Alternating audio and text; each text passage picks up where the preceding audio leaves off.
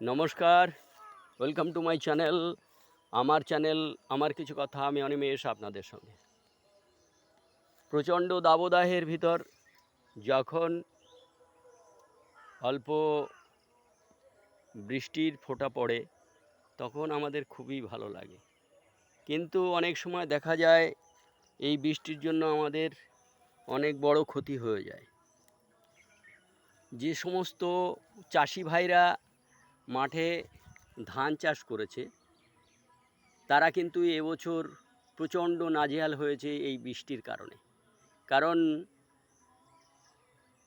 Daily বৃষ্টি, ধান কাটা হয়ে গেলে যদি ডেলি বৃষ্টি হতে থাকে তখন দেখা যায় যে সেই ধানগুলোকে সুরক্ষা দেওয়ার জন্য খুবই সমস্যায় পড়তে হয় চাষিদের।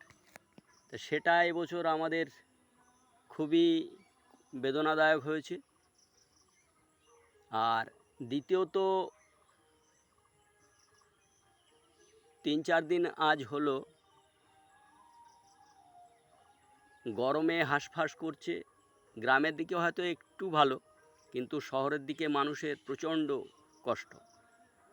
আমরা যেহেতু গ্রামে বাস করি সেই হেতু মোটামুটি এখানে খোলামেলা আবহাওয়া, এখানে আমরা মোটামুটি ভালো আছি।